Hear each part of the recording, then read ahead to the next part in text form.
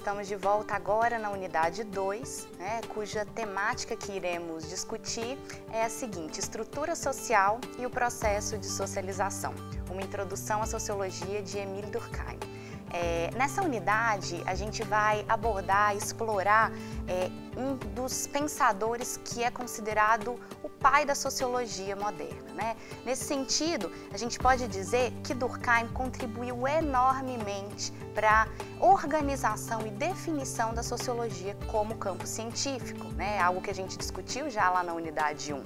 Inclusive foi Durkheim que compreendeu ou que delimitou a ideia dos fatos sociais como aquelas unidades de análises básicas dos estudos sociológicos, Desde já é importante compreendermos que para Durkheim a sociedade então não é o resultado de um somatório de indivíduos que a compõem. Nem tampouco essa sociedade seria a mera justaposição das consciências ou personalidades individuais. Para Durkheim, a estrutura social é uma estrutura que é algo além, maior, independente do indivíduo. Essa estrutura social é, na verdade, uma síntese das consciências individuais, que se torna diferente e se torna maior do que a vida individual. E por isso essa estrutura é capaz de impactar, de atuar e moldar a vida dos indivíduos, Bom, não podemos então nunca pensar essa estrutura social simplesmente como um agregado de indivíduos, Como eu já falei lá na unidade 1, essa estrutura social, ela depende dos laços entre esses indivíduos que formarão então o que Durkheim irá chamar a partir de agora de consciência coletiva, Precisamos então explorar esse primeiro conceito durkheimiano, muito importante dentro das análises sociológicas, o conceito de consciência coletiva. Então, o que seria esse conceito? Para a gente falar nesse conceito de consciência coletiva, eu vou me remeter à obra do artista plástico Vic Muniz, algumas obras dele estão na plataforma online de vocês, Então, observem agora as imagens das obras de Vic Muniz. Quando a gente olha de perto, nós percebemos que as obras dele são compostas de unidades menores, como lixos, como brinquedos, como materiais de demolição. E quando a gente olha de perto, nós não conseguimos apreender o sentido ou a imagem maior que ele constrói a partir dessas partes. Não. Para que nós possamos apreender, admirar a obra do Vic Muniz, é necessário termos uma visão panorâmica, do alto, de longe.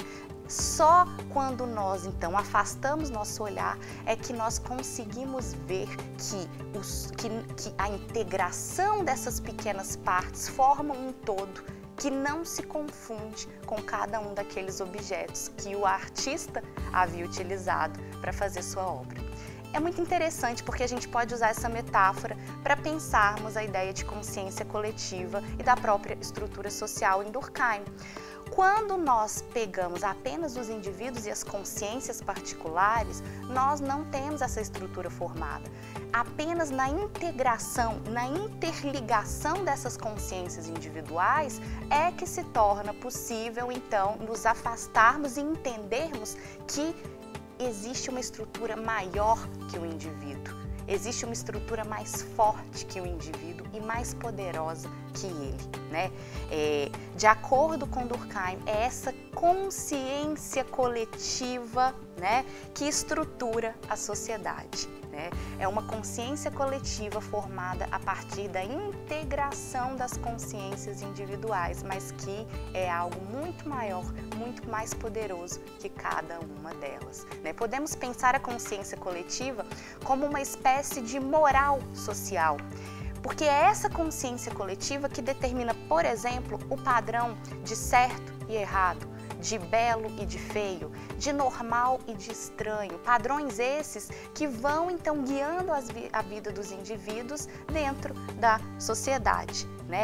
Durkheim descobre então, analisa que essa interação entre as pessoas, ou seja, os laços estabelecidos entre os indivíduos em sociedade produzem uma força estrutural que se torna muito mais poderosa e independente dos próprios indivíduos que a formaram. Então isso é consciência coletiva, essa é o resultado da integração dos laços que se formam entre os indivíduos. E resultado esse que forma uma estrutura maior e mais poderosa que eles próprios, né? Agora, o que será que dá essa liga, que produz esse laço entre os indivíduos? Durkheim vai chamar esse cimento que une os indivíduos de solidariedade.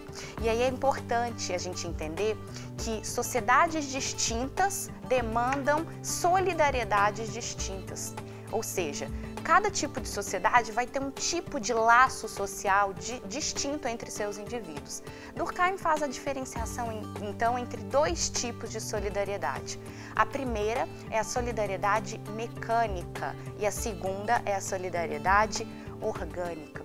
O que seria essa solidariedade mecânica, né? Ela reside exatamente no fato dessa liga entre os indivíduos em sociedades simples, pequenas, muito pouco complexas, né? Sociedades, comunidades nas quais os indivíduos já nascem extremamente integrados à família, à religião, às tradições, né? São comunidades, então, onde essa integração, esses laços ocorrem de forma quase que automática e refletida.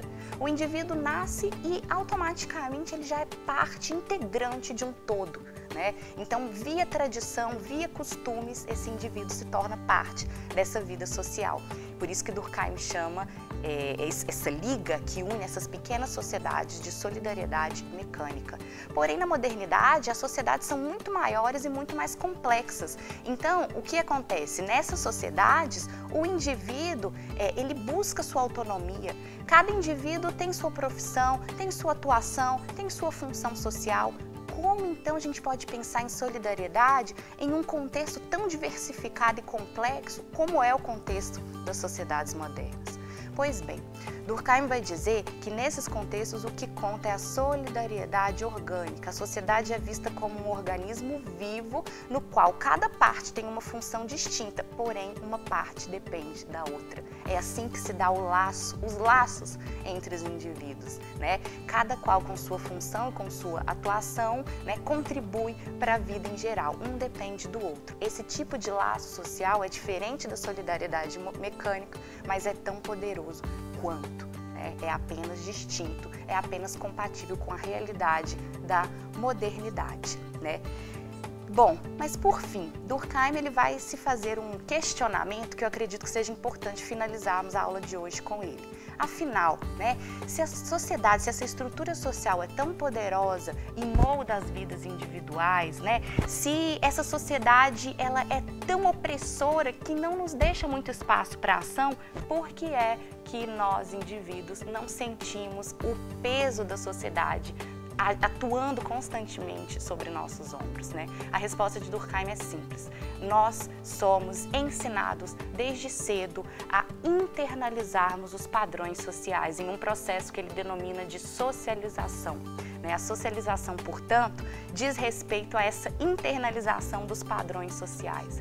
Embora, quando nós cheguemos na sociedade, tudo já esteja pronto e nós tenhamos de nos adequar, nós não sentimos esse peso da adequação. Por quê? Porque desde cedo as instituições sociais nos ensinam nossos papéis, nos ensinam nossos lugares. A menina que brinca com a boneca, o menino que chuta a bola, na verdade estão reproduzindo papéis que são ensinados para eles desde cedo.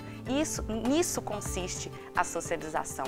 É o processo de interiorização da linguagem, das regras sociais, do comportamento e da moral coletiva. Por meio dela, por meio desse processo, tornamos-nos capazes de compreender o mundo e de sermos compreendidos pelas pessoas que nos rodeiam. Então, quando a socialização é bem realizada, nós não sentimos o peso social sobre nossos ombros, nós simplesmente reproduzimos os padrões dessa estrutura, né? Nós iremos continuar, então, na unidade 3, nossas análises sociológicas. Muito obrigada.